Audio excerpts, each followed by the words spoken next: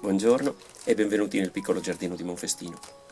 Giornata ideale, fine estate, giornata secca, periodo perfetto per pensare al giardino del prossimo anno. Raccogliere i semi delle piante che hanno finito il loro ciclo vegetativo e oggi vedremo quali potremo raccogliere. Serve veramente poco. Un panno di carta, qualche sacchetto e una pianta pronta come questa calendula per regalarci semi per il prossimo anno.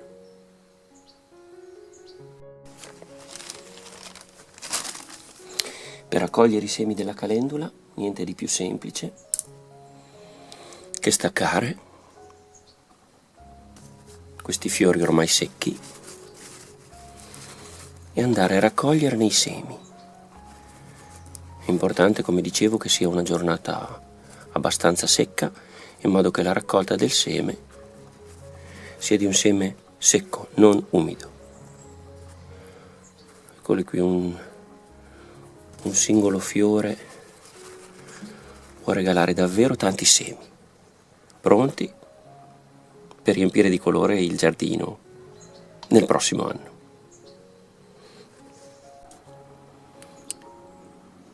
Qui vedete ci sono delle bocche di leone ancora in fiore, alcune che devono sbocciare e alcune come queste che sono le famose capsule a forma di teschio che sono secche.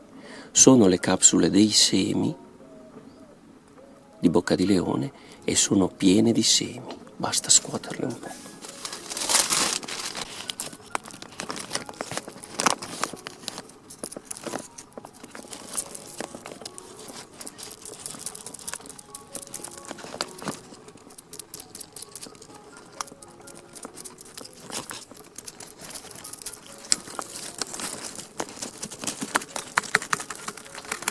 Niente di più semplice. Ecco i piccolissimi semi pronti per l'anno prossimo. Guardate queste capsule di semi come sono belle. Dei teschi rovesciati. Questo sorride.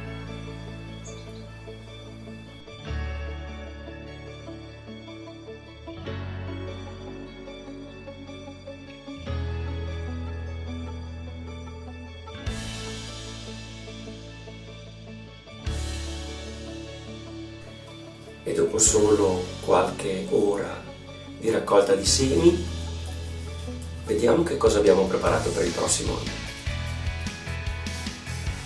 Questi sono semi di cocomera, questi sono semi di bella di notte o Mirabilis jalapa, melone, calendula,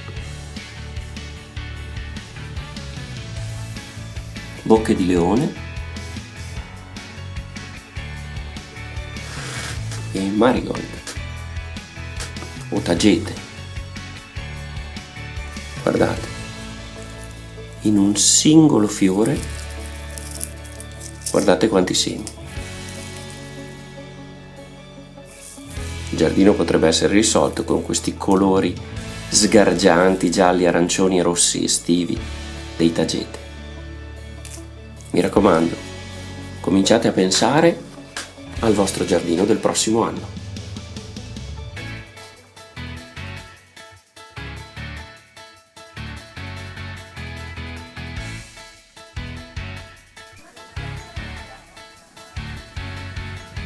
E ricordate, qualunque giorno sia, rendetelo bello.